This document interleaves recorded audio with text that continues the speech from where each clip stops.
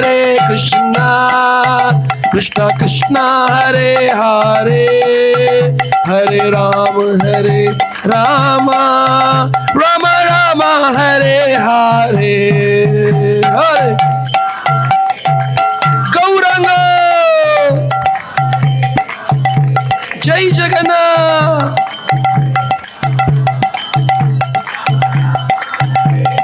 हरि बोल। हरे कृष्णा कृष्णा कृष्णा हरे हरे हरे राम राम राम हरे हरे हरि बोल निताई गौरा हरि बोल हरि बोल निताई गौर हरि बोल निताई गौरा हरि बोल निताई गौरा हरि बोल निताई गौरा हरि बोल निताई गौरा हरि बोल।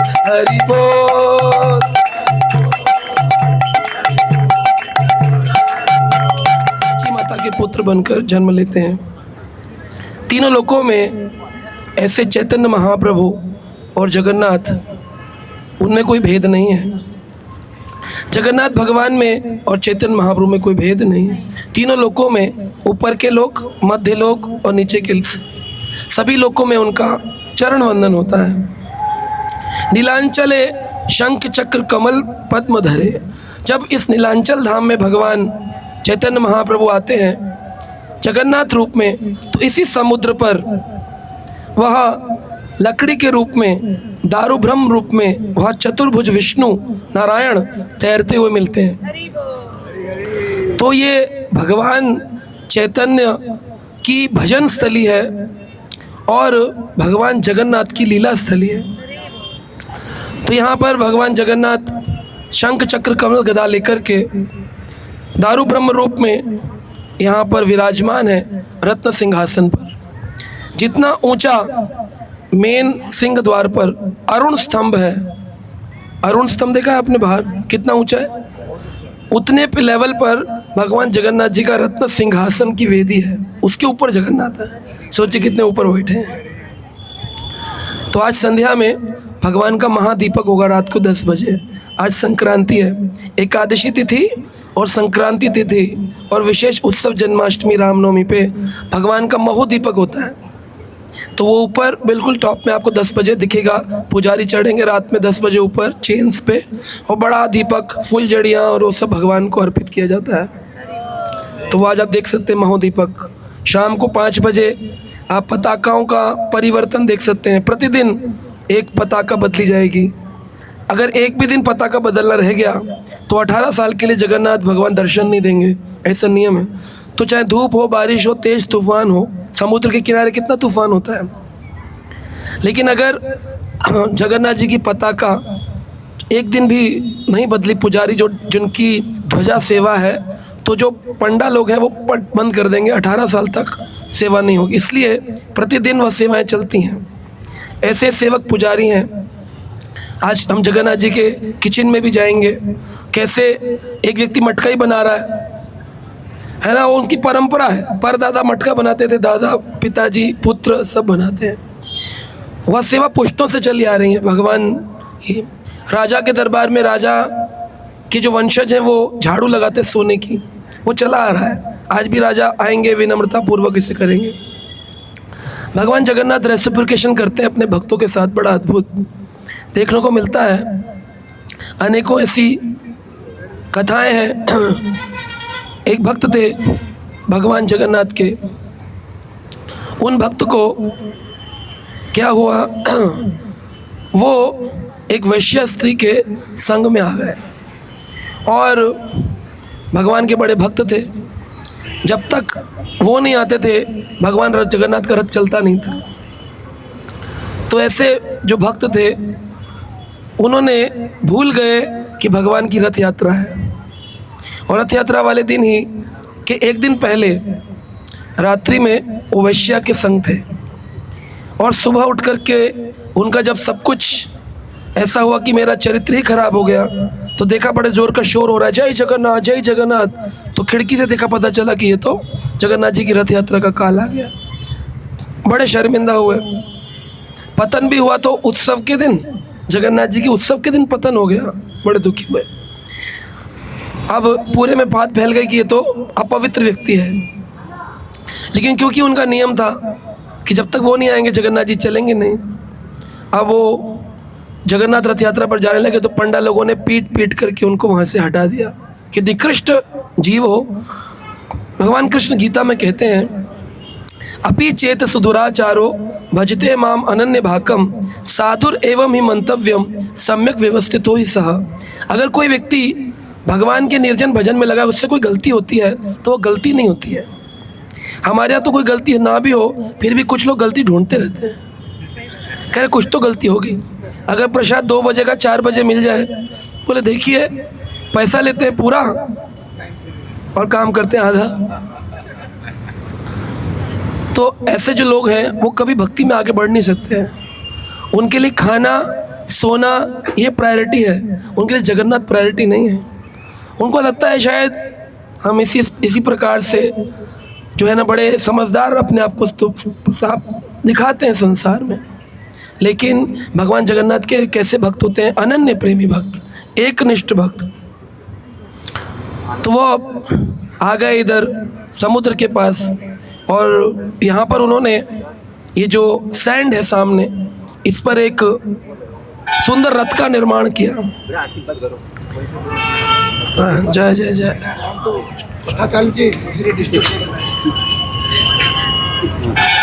हरे कृष्णा, जय जगन्नाथ।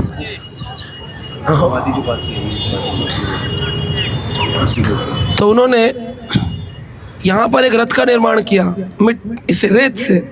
तो रेत का रथ भी रथ ही है। सीता जी ने रामेश्वरम तट के ऊपर रेत के शिवलिंग बनाए थे, वो आज तक भी विराजमान है रामेश्वरम शिवलिंग के रूप में, रेत के शिवलिंग।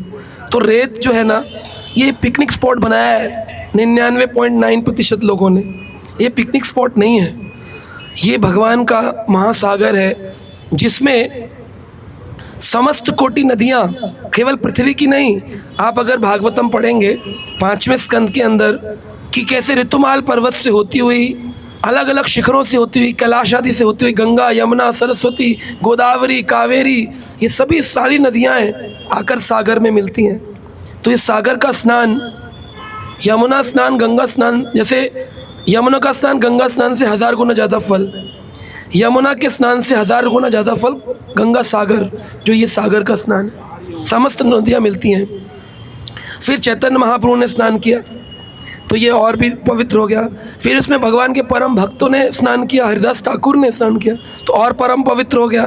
तो ये केवल शॉर्ट्स पहनकर फ़ोटो खिंचाना वो कर सकते हैं, लेकिन वही नहीं करना है, मन में भाव रखना है।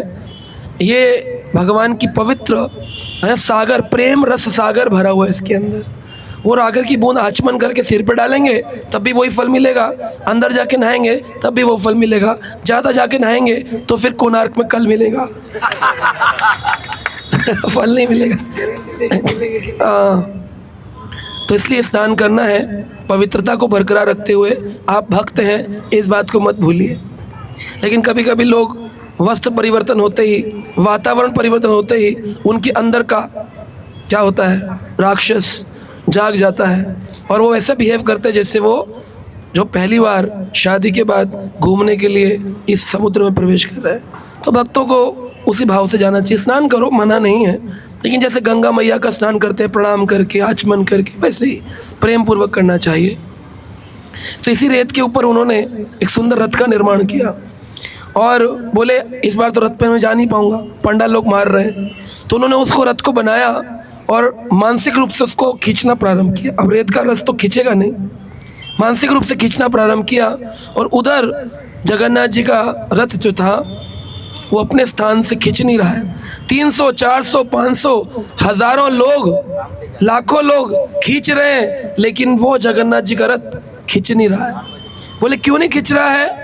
पंडा लोग पूछ रहे हैं भगवान क्यों नहीं चल रहे हैं, और भगवान बोल रहे हैं मेरा प्रिय भक्त बलराम नहीं आया है। बलराम कहाँ है मेरा प्रिय भक्त?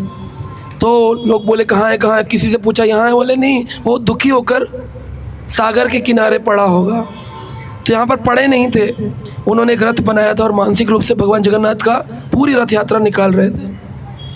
उन्होंने रिक्वेस्ट किया, बोले बलराम हमसे गलती हो गई, अपि चेत सुदुराचारो, अगर कोई दुराचारी कार्य भी कर दे, लेकिन भजते माम अनन्य भाकम, लेकिन अगर वो माला कर रहा है ना तो एक ना एक दिन वो पुनः शुद्ध हो जाएगा। गलती से अगर जघन्य से जघन्य पाप हो गया, भगवान कहते हैं मैं उसको शुद्ध कर देता हूँ। और अगले श्लोक में कहते हैं क्षिप्रम भवति धर्मात्मा, मैं उसको तुरंत ही धर्मात्मा बना देता हूँ।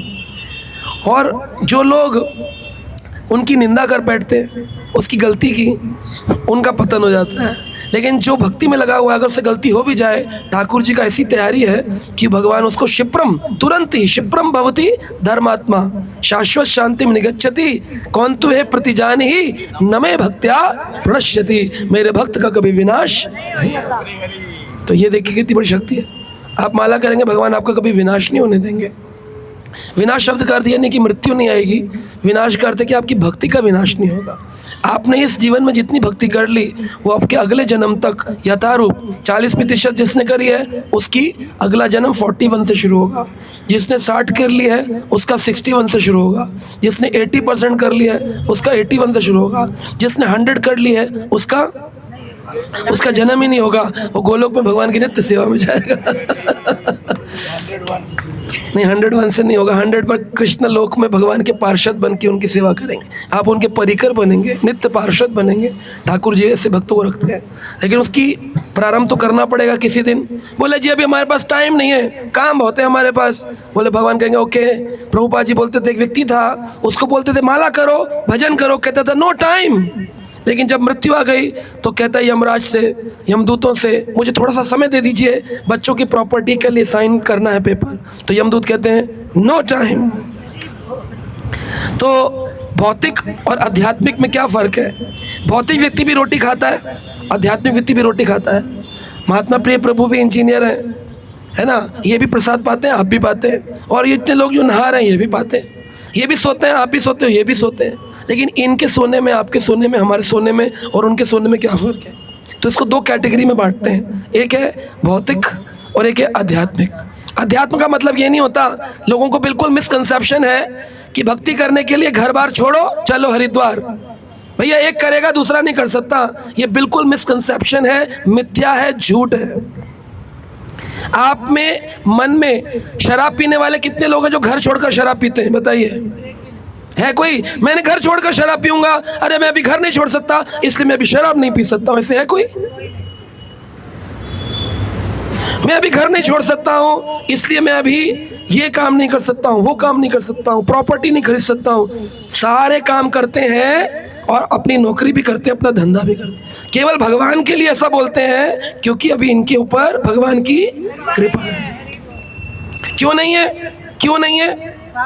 क्योंकि इनके मन के अंदर इच्छा नहीं है। लोग बोलते हैं भगवान की जब कृपा होगी तब होगा। भगवान कृपा ही उस पर करते हैं जिसके मन में भगवान की कृपा पाने की इच्छा हो।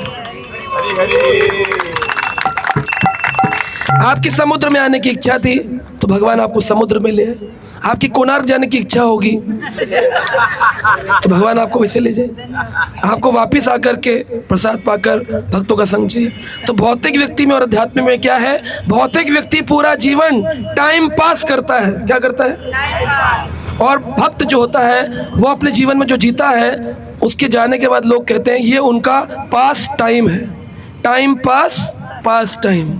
टाइम पास होता है जीवन गुजर गया, पास टाइम होता है कि वहाँ लीला हो गई, है ना। भक्त के जाने का चित्र लगाते हैं, उनके पास टाइम्स, महाराज जी के पास टाइम, उनकी लीलाएं, वो ऐसा करते थे, वो ऐसा करते थे। भौतिक संसार में जाते हैं, बच्चे भी तीसरा चौथा करके माला चढ़ा के नौकरी पर चले जाते हैं। श्राद्ध करने को कहो I don't believe on this all nonsense. रोटी नहीं मिलती पितरों को, तो क्या पाया आपने धन दौलत इकट्ठी करके? मैं ये नहीं कहता कि धन दौलत मत इकट्ठी करो, आचार्य नहीं कहते, कृष्ण कहते हैं नित्यम कर्म करो, अपने नित्य कर्म करो, पर कैसे? मम स्मरणम युद्ध चा, मेरा स्मरण करो। क्या भगवान का स्मरण करने में कोई प्रॉब्लम है? आप गाड़ी चलाते हो, फिल्मी गाने गा के चलाते हो कि नहीं? सीडी प्लेयर पे फिल्मी गाने चल रहे, गाड़ी चल रही है, कार चला रहे, उसकी जगह भजन लगा दो, भक्ति हो गई। आप रोटी खाते हो, उसको भगवान को भोग लगा दो, 2 मिनट के लिए तुलसी लगा के फिर खा लो। वैसे खाया तो पाप खाया, और 2 मिनट रुक करके खाया भगवान को लगा के तो प्रसाद खाया। दुनिया में लोगों को कहते हैं नमस्ते नमस्ते अंकल जी, नमस्ते आंटी जी, भगवान को भी बोल दो नमस्ते जगन्नाथ। दुनिया को बोला वो नमस्ते है, भगवान को बोला वो प्रपद्धते शरणागति हो जाएगी। तो भक्ति के लिए कोई स्पेशल क्रिया नहीं करनी है कि बच्चों को पैर में पत्थर बांध के समुद्र में डालोगे तो भक्ति शुरू होती है, पत्नी का गला काट दोगे, ड्रम में डालोगे तो फिर भक्ति होती है। जरूरी थोड़ी पत्नी ही काट सकती है, पति भी काट सकता है। तो भक्ति का अर्थ है अपने आप को जो भी कर रहे हो उसमें केवल कृष्ण को जोड़ना है, छोड़ना कुछ भी नहीं है। नहाने आए हो, अब रील के लिए नहाओगे तो भौतिक हो, हरि बोल करके रियल में नहाओगे तो आध्यात्मिक हो, कीर्तन करके नहाओगे भक्त हो, वैसे नहाओगे तो कम भक्त हो। मैं कम भक्त नहीं बोल रहा, मैं बोल कम भक्त यानी भक्ति में कम हो। तो आपको भक्त बनना है, कम भक्त बनना है ना। ये जीवन में जो पैशन है, रजोगुण, ये पैशन तभी कम होता है जब कम पैशन हो जाता है कि नहीं प्रभु जी? पैशन, रजोगुण, पैशन कम कब होता है? बोले हमारा पैशन कम कर दीजिए, कम पैशन जब दयालुता का भाव आता है, लोगों के प्रति प्रचार का भाव आता है, संसार के प्रति दया आती है, कम पैशन, तब पैशन कम हो जाता है, रजोगुण कम हो जाता है व्यक्ति और वो सत्वगुण में आ जाता है। इसलिए हम भक्तों को जगन्नाथ जी का स्मरण करना चाहिए। और जगन्नाथ जी के नदिया नगर दंड कमंडूल धरा, वही जगन्नाथ चैतन्य महाप्रभु बन के देखिए, हाथ ऊपर करके खड़े ना इस चौक पे। इस चौक में सोनार गौरंग बोलते हैं, सोने के रंग के गौरंग महाप्रभु खड़े हैं। लोगों को नहीं पता, लोग बोलते हैं वाइट कलर का एक आदमी खड़ा हुआ है, ये कौन सा नेता है? बोले ना ये नेता है, ये अभिनेता है। तो ये कौन है? बोले नेता शब्द का मतलब है जिसके नेत्र खुले हों वह नेता है। लेकिन हमारा नेता भी अंधा हो तो उसको पालन करने वाले अंधे अनुगमन अंधे सब गर्क में चले जाते हैं। इसलिए एक ऐसे नेता को पालन करना चाहिए जिसके नेत्र खुले हों। तो चैतन्य महाप्रभु हमारे नेता हैं, जो स्वयं साक्षात श्री कृष्ण हरि हैं। वो दंड कमंडल लेके नवद्वीप में आते हैं और 18 वर्ष इस जगन्नाथपुरी धाम में रहते हैं। कहा बोले पूर्व रावण वधिला, वही कृष्ण, वही चैतन्य ने पूर्व में रावण का वध भी किया, यानी रामचंद्र भगवान भी श्री चैतन्य ही हैं। गोलोकेरा वैभव लीला प्रकाश करेला, गोलोक की जो वैभव लीला है उसका प्रकाश किया। तो क्या है गोलोक वैभव लीला प्रकाश करेला? नहीं, गोलोकेरा वैभव लीला प्रकाश करेला। क्या है वैभव लीला? कहते हैं कि भगवान कृष्ण का जो रूप है, उन्होंने वैभव ऐश्वर्य पूर्ण गोलोक की लीलाएं प्रदर्शित करी। तो क्या है गोलोक की लीला? गोलोक में भगवान श्री कृष्ण जब अपना विस्तार करते हैं बलराम के रूप में, तो वो भगवान की वैभव लीला है। भगवान 16,108 स्त्रियों से विवाह करते हैं और समान रूप में रहते हैं, स्वांश भगवान, विभिन्न अंश नहीं, पूर्ण अंश में भगवान अपने को विस्तरित करते हैं। ये लीलाएं वैभव लीलाएं होती हैं, विस्तार। लेकिन वही लीलाएं जब भगवान अपने को नीचे धराधाम पे बलराम से चतुर्व्यूह विष्णु, फिर नारायण, फिर चतुर्व्यूह, फिर करुणोदक सागर में करुणोदक्ष विष्णु, फिर गर्भोदक सागर में गर्भोदक्ष विष्णु, फिर क्षीरोदक्ष विष्णु, अपने को अनेक रूपों में राम, नरसिंहा, अपने को अवतरण करना, कपिल भगवान, वृषभदेव भगवान, इतने अंश रूप में आते हैं। तो भगवान का अगर समान रूप है तो वैभव लीला है, और भगवान का अगर अंश नहीं है तो वो फिर भगवान की लीलाएं वह दूसरे प्रकार की लीला हो जाती हैं, प्रकाशित जो लीला है। तो ये जो चैतन्य महाप्रभु की लीला है, एक गोलोकेरा वैभव लीला प्रकाश का लीला, यानी कि गोलोक की जो वैभव लीला जिसमें कृष्ण में कोई भेद नहीं होता, वही चैतन्य महाप्रभु है, सेम टू सेम। तो चैतन्य महाप्रभु कृष्ण के अवतार नहीं है, चैतन्य महाप्रभु श्री कृष्ण ही है। क्योंकि अगर अवतार हो गए तो वो वैभव लीला नहीं हुई, श्री कृष्ण द्वारका में 16,108 रूपों में विस्तार करते, पर सत्यभामा के लिए दूसरे कृष्ण और रुक्मिणी के लिए दूसरे नहीं है ना, सेम टू सेम है। तो वैभव लीला का अर्थ है जैसे श्री कृष्ण है वैसे ही श्री चैतन्य है, कोई भेद नहीं है। वैभव लीला है, expansion as it is 100%। Golok में ये लीला चलती है। तो गोलोक कहाँ है? जैसे हमारी आँख है, इसे बोलो गोलोक। गोलोक के आँख के बीच का जो काला हिस्सा है इसे बोलते हैं गोकुल, और इसमें जो वाइट हिस्सा है इसको बोलते हैं नवदीप। और इसके बीच में एक छोटा सा पॉइंट होता है आँख के अंदर, प्यूपिल कहते हैं। फिर उसके पीछे वाइट वाला स्क्लेरा होता है। मैंने फार्मा में पढ़ाई की तो मैं बोल देता हूँ थोड़ी सी। तो प्यूपिल जो होता है, इसके ऊपर जो छोटा सा डॉट है आइरिस। तो आइरिस जो होता है वो भगवान का रास स्थली है, जहाँ केवल राधा कृष्ण अष्ट सखियाँ रहती हैं। तो ये आइरिस राधा कृष्ण रास स्थली, प्यूपिल हो गया गोकुल जहाँ पर यशोदा लीला है, और स्क्लेरा हो गया वो स्थान जहाँ पर नवदीप धाम में भगवान चैतन्य की लीला है। तो ये पूरी आँख तो एक ही है ना। अगर आँख में कोई धूल चले तो एक बार में पूरी बंद हो जाती है, अलग अलग लेयर में नहीं बंद होती है। तो यानी कि इस पूरी एक आँख को गोकुल कहते हैं, गोलोक वृंदावन। उसमें नवदीप भी है, गोकुल भी है, और यशोदा और रास स्थली भी है उसके अंदर। तो गोकुल की वैभव लीला का प्रकाश किया चित्र, तो वहीं से आया भगवान गोलोक धाम से। कोई अलग नहीं कि आए, उनका अंश आया कपिल देव में, शक्ति आवेश आया, वो दुर्भाषा बन गए, वह परशुराम बन गए, वह नारद मुनि बन गए, ऐसा कुछ नहीं। यथारूप भगवान चैतन्य है। वो चैतन्य महाप्रभु साक्षात भगवान इसी सागर में उदंड कीर्तन किए, भगवान का नाम जब बहुत जोर जोर का कीर्तन। हरदास ठाकुर की समाधि जब लीन हुई वो इसी समुद्र में उनको स्नान कराए। तो ये दधि महु दधि पवित्र है। श्री राधा रे भावा एवं गौरा अवतारा, राधा रानी के भाव को लेकर श्री कृष्ण आए हैं, गोरे रंग के श्री कृष्ण गौरा अवतार।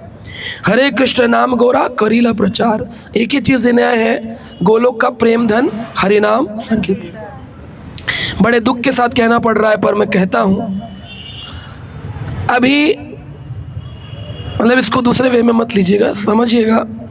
अगर आप YouTube में जाएंगे, बड़े बड़े कथावाचक जिन्हें आप टीवी पे सुनते हैं, जिन्हें आप प्राय सोचते होंगे हाँ काश हमें इनसे मिलने का मौका मिले, सिद्धांत में पूर्ण रूप से कच्चे हैं। कथा बाचने में अच्छे हैं पर सिद्धांत में कच्चे हैं। भगवान की नज़र में बहुत छोटे बच्चे हैं। वो कहते हैं भगवान का जो मंत्र है वो है हरे राम राम राम हरे हरे, हरे कृष्ण कृष्ण कृष्ण हरे हरे। चैतन्य महाप्रभु बड़े कृपालु थे, उन्होंने गौड़ीय वैष्णव सिद्धांत के लिए इसका परिवर्तन कर दिया, क्योंकि अगर कृष्ण पहले आएगा तो फिर नियम का कोई नहीं है, लेकिन अगर राम आएगा तो नियम लगेगा, भाई नहाओ धो तब मंत्र कर सकते हो, लेकिन कृष्ण नाम पहले लगा देने से कोई नियम नहीं, ऐसा लोग बोलते हैं। ये बिल्कुल गलत सिद्धांत है, बिल्कुल गलत है। अभी मैंने बताया श्री कृष्ण में और जगन्नाथ में कोई भेद, तो फिर वो कैसे बदलेंगे, उल्टा करेंगे क्या भगवान? भगवान यूपी में तो पैदा नहीं हुए, उल्टा प्रदेश उल्टा कर दो। भगवान तो नवदीप में आए हैं। तो भगवान जो है चैतन्य महाप्रभु वही मंत्र लाए हैं जो पर। आप कहेंगे इसका कोई प्रमाण है? मैं आपको ऐसे 3 प्रमाण बता सकता हूँ जिनसे आप किसी भी बड़े से बड़े सन्यासी, बड़े से बड़े कथावाचक से प्रश्न कर सकते हैं। आप गलत बात मत करिए, आप मत गलत सिद्धांत कोट करिए। राधा रानी के पिता जिनका नाम था वृषभानु महाराज, उनको जब राधा रानी को इच्छा थी कि मेरे घर में राधा रानी आए, तो वो गए और उन्होंने एक दुर्गा माता के मंदिर में तपस्या करी। दुर्गा माता कहती है कि हरि नाम मंत्र बिना कर्ण शुद्धे न जायते। हे वत्स वृषभानु, बिना हरि नाम के मेरे कान में तुम्हारी कोई प्रार्थना जाती ही नहीं। हरि नाम महामंत्र कर्ण शुद्धे न, हरि नाम बिना पुत्र कर्ण शुद्धे न जाए, कान की शुद्धि नहीं होती, इसलिए हरि नाम करो। ये तुम दुर्गा दुर्गा दुर्गा मत करो, हरि नाम करो। दुर्गा माँ ने खुद कहा, ये कहाँ लिखा है? ब्रह्म वैवर्त पुराण के अंदर स्वयं वृषभानु महाराज के प्रसंग में इस बात का वर्णन है। तो वो बोले माँ मुझे इच्छा है। बोले तेरी सारी इच्छा तभी पूरी होंगी जब तू हरे कृष्ण महामंत्र को अपने जीवन। दुर्गा भी वो नहीं दे सकती जब तक हरे कृष्ण महामंत्र नहीं है। शिव भी नहीं दे सकते जब तक हरे कृष्ण महामंत्र नहीं है। शिव जी ने बोला महामंत्र जाए जपे महेशु, महेश जी भी महामंत्र का जप करते हैं। रामचरितमानस में कोट हुआ है, तुलसीदास जी ने कहा। तो मिल गया आपको प्रमाण। फिर जो देवी के कहने पर वो एक मुनि के पास गए जिनका नाम था क्रतु मुनि। क्रतु मुनि के पास गए तो क्रतु मुनि बोले वृषभानु जी कैसे आना हुआ? बोले मुझे दुर्गा ने कहा है कि मैं जाकर के आपसे दीक्षा प्राप्त करूं हरि नाम की। तो क्रतु मुनि के श्लोक लिखा हुआ है, पढ़ जी। ब्रह्म वैवर्त पुराण 5000 साल पहले था, जब चैतन्य महाप्रभु नहीं थे, इस्कॉन भी नहीं था। तब उन्होंने मंत्र बोला कि मैं आपको एक मंत्र देता हूँ, हरे कृष्ण कृष्ण कृष्ण हरे हरे, हरे राम राम राम हरे हरे, हरे कृष्ण कृष्ण कृष्ण हरे राम राम राम हरे कृष्ण कृष्ण कृष्ण हरे हरे, हरे राम राम हरे हरे। तो ये मंत्र दिया वृषभानु महाराज को क्रतु मुनि ने और कहा इति षोडक्षक नामनम त्रिकाल कलमश आपहम। कली संतरण उपनिषद में लिखा है, दूसरा श्लोक है, ये ब्रह्म वैवर्त पुराण का श्लोक है। इति षोडक्षक नामनम त्रिकाल कलमश नाशनम। तीनों काल के कलमश को नाश करने की अगर शक्ति है, तब तक कलयुग आया नहीं है, तो इसलिए मंत्र अलग है। त्रिकाल, तीन काल में आपको अगर शुद्ध होना है, सुबह दोपहर और शाम, त्रिकाल संध्या, त्रिकाल दर्शी, त्रिकाल नाशनम। त्रिकाल में सभी पापों का नाश अगर कर सकता है, हरे कृष्ण लिखा है मंत्र, हरे राम ने लिखा। 5000 साल पहले उन्होंने जब प्रारंभ किया, उनके घर में राधा रानी आई हरे कृष्ण जपने से। कलयुग में एक श्लोक, अब ये दूसरा प्रमाण है। कलयुग में एक उपनिषद है, उसका नाम है कली संतरण उपनिषद। कली संतरण उपनिषद, स्पेशली फॉर कलयुगा पीपल उपनिषद। पहले मैंने बताया ब्रह्म वैवर्त पुराण, और ये है कली संतरण उपनिषद। इसमें लिखा है हरे कृष्ण कृष्ण कृष्ण हरे हरे, हरे राम राम राम हरे हरे, इति षोडक्षक नामनम कली कलमश नाशनम नत परतरोपाया सर्व वेदेषु दृश्यते। अब कलयुग ही नहीं आया था तो वो श्लोक अलग है, ये श्लोक अलग है। तो 5000 साल पहले भी हरे कृष्ण था, और ये जो कली संतरण उपनिषद आया, वेद व्यास ने लिखा, उसमें भी अलग। अब एक प्रेस थी, मैं उसका नाम नहीं लूँगा, प्रिंटिंग प्रेस।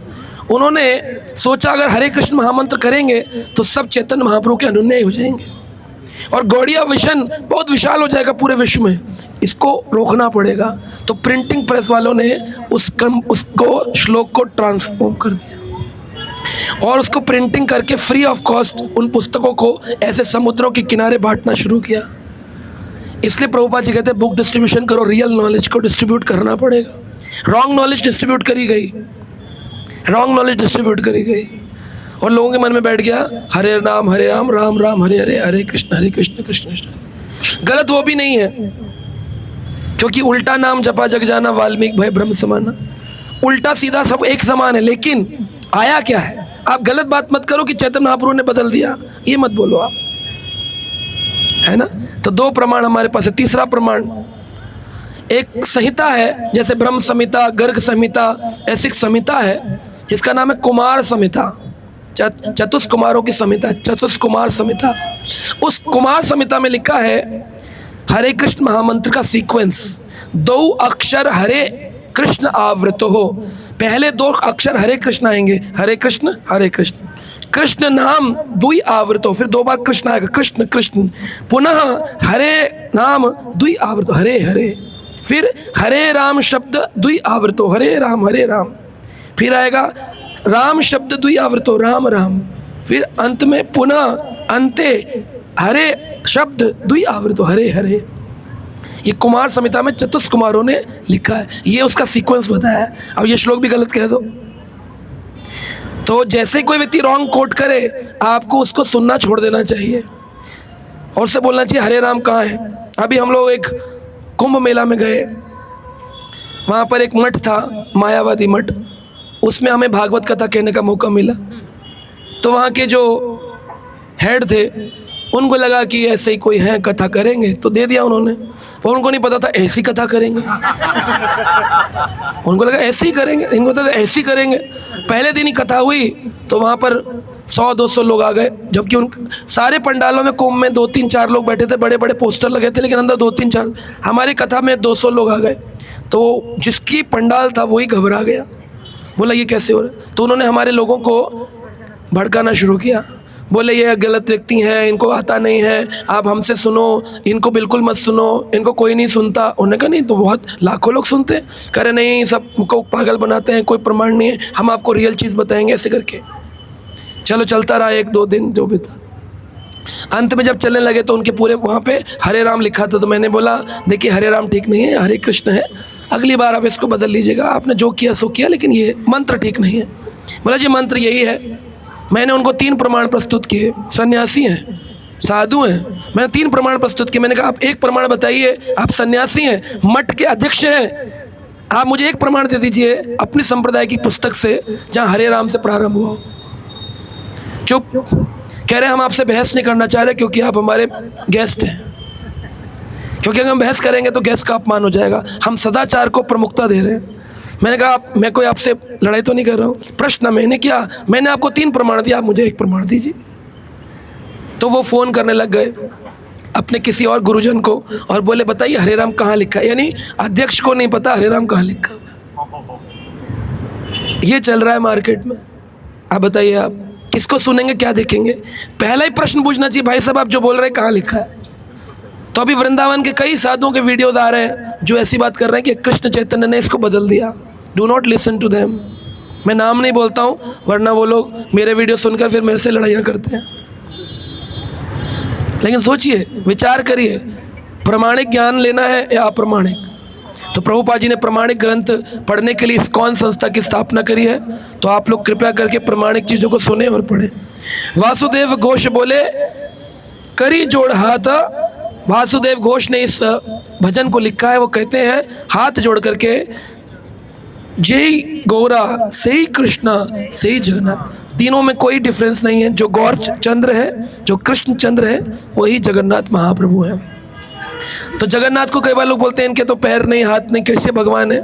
ये वही जगन्नाथ है जो अपनी ही लीलाओं को सुन करके श्री कृष्ण से और उनके शरीर में विकार उत्पन्न हो गए, आंखें बड़ी बड़ी हो गई कि मैं बचपन में ऐसी लीला करता था। तो नारद जी ने वो रूप देखा, बोले ये क्या रूप है? बोले कलयुग में मैं इसी रूप में लोगों का उद्धार करूंगा। तो वो भगवान कृष्ण का अष्ट सात्विक विकार रूप है। चैतन्य महाप्रभु ने कभी वीआईपी दर्शन नहीं किया। चैतन्य महाप्रभु ने कभी पंडा को पैसा देकर अंदर जाने की कोशिश नहीं करी। आज से 500 वर्ष पूर्व चैतन्य महाप्रभु गरुड़ स्तंभ से ही केवल कृष्ण का दर्शन करते हैं, क्योंकि उनको बलराम से कोई लेना देना नहीं, सुभद्रा से नहीं, चैतन्य महाप्रभु के, क्योंकि राधा रानी के प्रिय श्री कृष्ण।